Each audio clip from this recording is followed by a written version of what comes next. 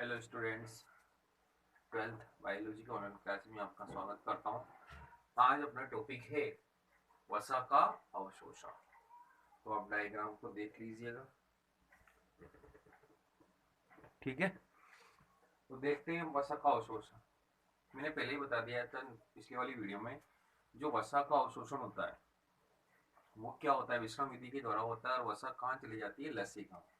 लसिका के द्वारा ही क्या करती है, शरीर के अन्य भागों तक जाती है। तो सबसे पहले क्या, वसा के अवशोषण में महत्वपूर्ण भूमिका निभाता है पित्त, ठीक है। पित्त, वसा, वसा वसी अम्ल, और जो अपने पास मोनोग्लिसराइड था वो पित्त के साथ मिलकर के क्या बनाते हैं? मिसेल। क्या बनाते हैं? मिसेल। अब आपको पता है मिसेल क्या है क्या नहीं है, मिसेल पढ़ रखा ना, ठीक है। तो मिसेल एक सूक्ष्म गोलिकाएं जैसे रचना होती है, ठीक है। अब मिसेल के केंद्रीय भाग में क्या होते हैं?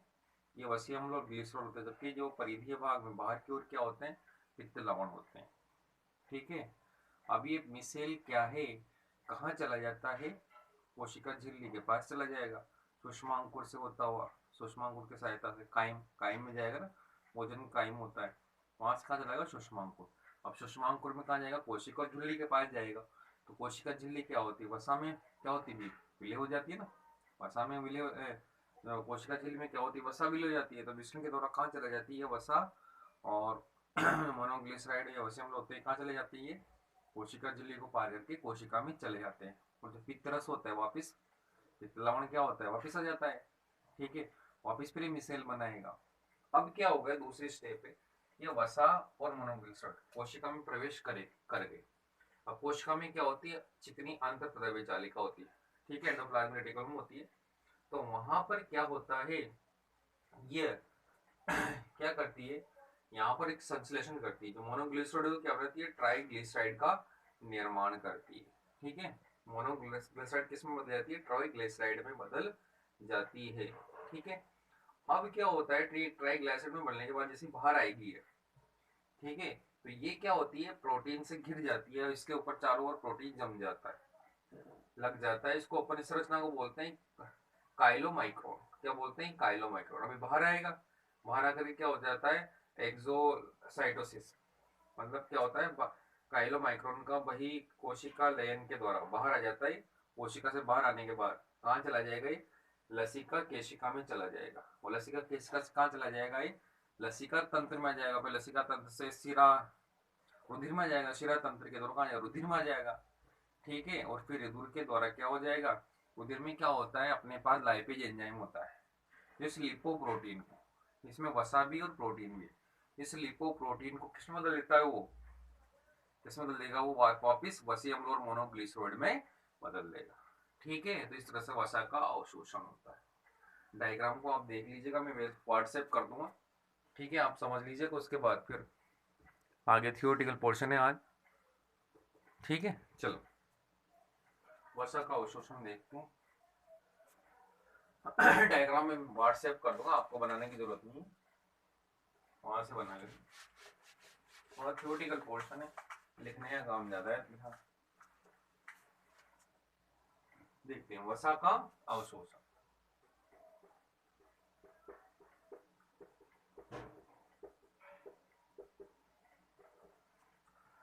तो पित्त, पित्त अवशोषण में, अवशोषण में महत्वपूर्ण होता है, ठीक है। वसा, वसा के साथ, वसा के साथ पित्त सूक्ष्म जटिल संरचना, संरचना, सूक्ष्म जटिल संरचना बनाता है, जिसे क्या कहते हैं भी? जिसे मिसेल,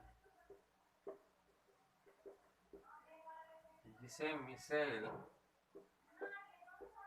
कहते हैं, ठीक है। और मिसेल कायम में विलय होती है, किसमें विलय होती है? कायम में विलय होती है। ठीक है, प्रत्येक मिसेल वसा एवं पित्त लवणों की छोटी छोटी गोलिकाएं, छोटी गोलाकार या बेलनाकार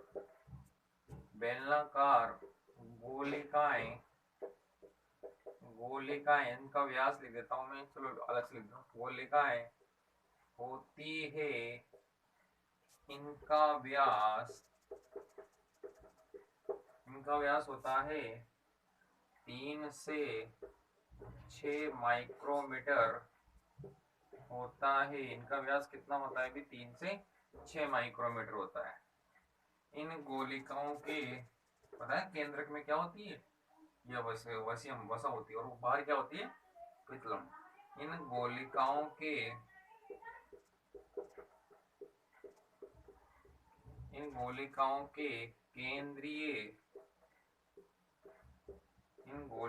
के केंद्रीय भाग में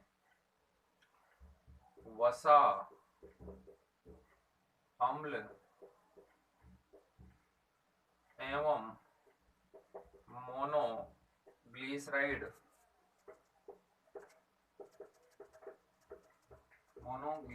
होते हैं, जबकि क्या होते हैं भी बाहर, जबकि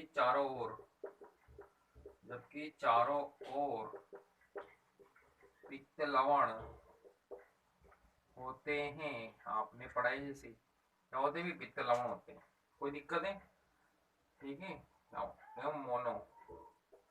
मोनोग्लिसराइड होते हैं, और बाहर की ओर क्या होते हैं? पित्त लवण होते हैं। ठीक है, जब मिशेल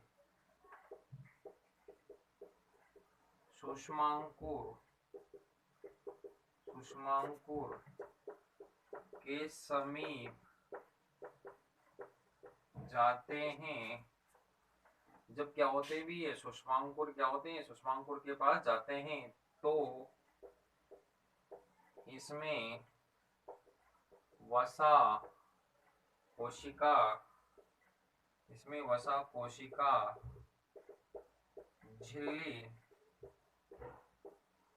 झिल्ली में घुलकर क्या होती है? झिल्ली में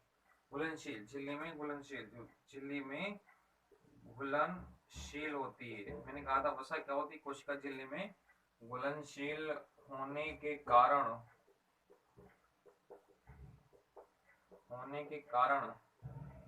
मिशेल से क्या होते हैं? मिशेल से निकलकर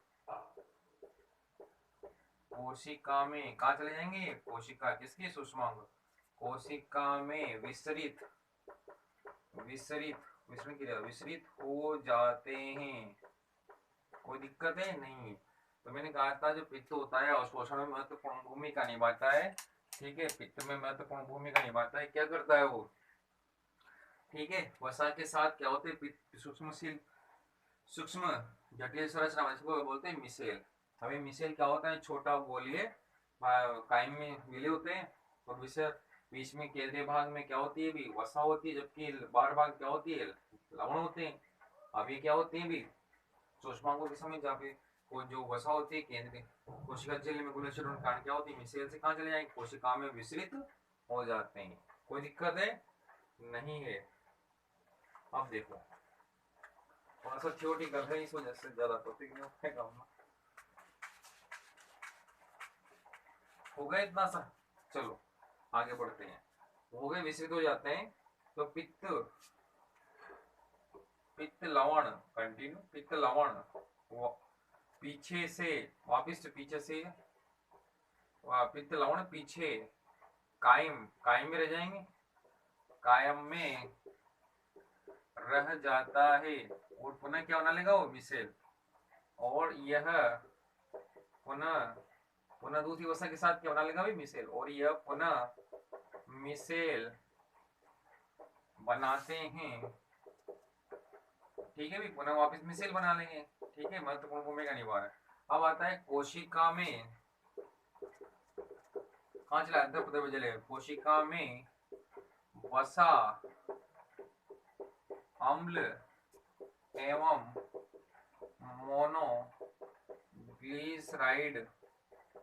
मोनोग्लिसराइड चिकनी, दो अंतर पदवी वाले को, चिकनी और खुरदरी, चिकनी अंत पृथ्वी जालिका, कोशिकांग की जालिका में प्रवेश करके नई ट्राइग्लिसराइड देखना, मोनो से क्या बनाते हैं भी, ट्राइग्लिसराइड का संश्लेषण करते हैं। इन ट्राइग्लिसराइड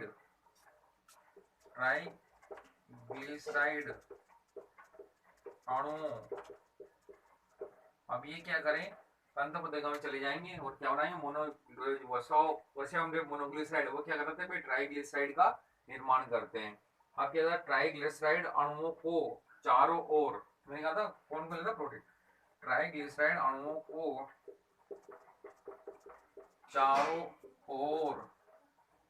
चारों ओर से प्रोटीन, ठीक है ना, कौन कौन लेती है, प्रोटीन, लिपोप्रोटीन बनाएंगे, प्रोटीन घेर लेती है और इस प्रकार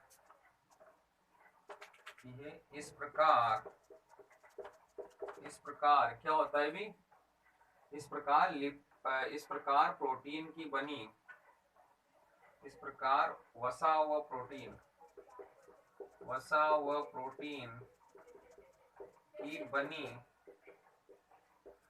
प्रोटीन की बनी गोलिकाएं,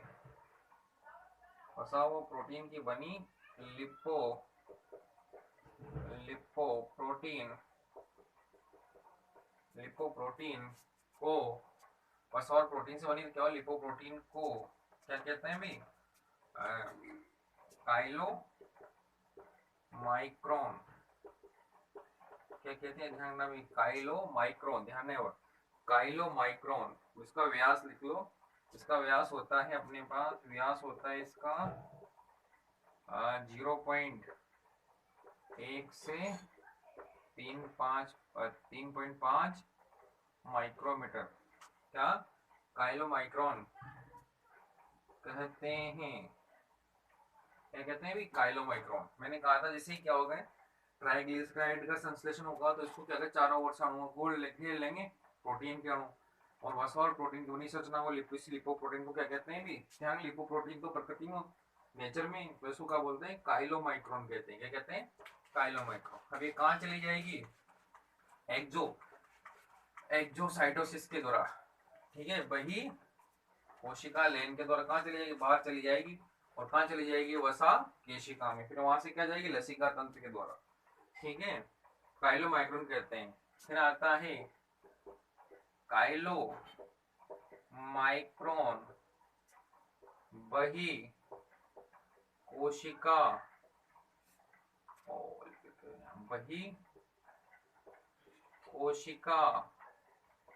लयन के द्वारा, एक्सोसाइटोसिस, वही कोशिका लयन के द्वारा बाहर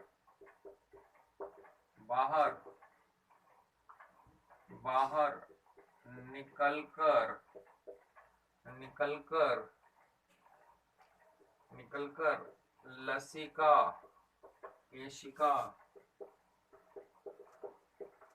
में चली जाती है, कहाँ चली, लसिका केशिका में, और ये लसिका तंत्र से होते हुए होते हुए रक्त शिरा शिरा के रुधिर शिरा के रुधिर प्लाज्मा में चली जाती। और मैंने कहा तो रुधिर प्लाज्मा में क्या है भी, लाइपेजन चली जाती है। अब रुधिर में क्या है, लाइपेज। प्लाज्मा में लिपोप्रोटीन, मतलब क्या था उसका नाम, काइमोप्रोटीन, काइमोमाइक्रोन, सॉरी काइलोमाइक्रोन। लिपोप्रोटीन की लिपोप्रोटीन लाइपेज, कौन सा एंजाइम का नाम है, लाइपेज की सहायता से वापस क्या हो जाएगा, वह और सहायता से वसीय अम्ल व मोनोग्लिसराइड में बदल देता है। लाइपेज की सहायता से वसीय अम्ल मोनोग्लिसराइड में बदल देता है। तो ये था हमारा वसा का अवशोषण। थोड़ा सा थियोरिटिकल था, इस वजह से एक ही टॉपिक लिया है मैंने। तो देखो सबसे पहले क्या है भी, पित्त क्या करता है, वसा के साथ मिलकर क्या बनाता है, मिसेल। मिसेल क्या होता है, मिसेल के केंद्रीय भाग में तो वसा होती है और बाहर क्या होती है, पित्त लवण। ये कहाँ चले जाते हैं, कहाँ चले जाते हैं, सुषमांकुर के समीप चले जाते हैं, सुषमांक कोशिका। तो वहां से क्या हो जाता है, जो कोशिका होती है वो क्या होती है भी, कोश जो प्रोटीन वसा होती है ना, वो क्या होती है, कोशिका झिल्ली में विलीनशील होती है, घुलनशील। तो विषम क्रिया के द्वारा कहाँ आ जाती है, वसा कोशिका के अंदर आ जाती है, सुषमांकुर।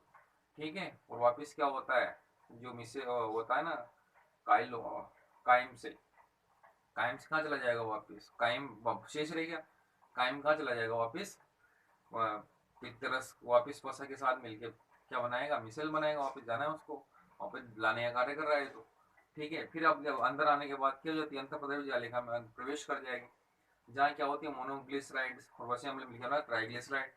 ट्राइग्लिसराइड क्या आ जाएगा भी, बाहर निकलेगा। इससे पहले क्या होता है, इसको प्रोटीन चारों ओर से घेर लेती है उसके अंदर, और क्या बनाती है, काइलोमाइक्रो। ठीक है, काइलोमाइक्रो ध्यान में क्या है, काइलोमाइक्रो। ठीक है, जिसका 0.1 से 3.5 इसका आकार होता है। काइलोमाइक्रिन क्या करेगी, एक्सोसाइटोसिस क्रिया द्वारा वही कोशिका लेन के द्वारा बाहर निकल जाएगी। वो कहाँ, लसिका केशिका में चली जाएगी। लसिका केशिका से क्या होता है, लसिका तंत्र से होते हुए कहाँ, रुधिर प्लाज्मा में आ जाएगी शिरा के द्वारा। अब रुधिर प्लाज्मा में क्या होगा, लाइपेज एंजाइम होता है, क्या होगा, इसको वापिस वसा मोनोग्लिसरॉल में, मोनोग्लिसराइड में बदल देगा। ठीक है, कोई दिक्कत है नहीं। धन्यवाद।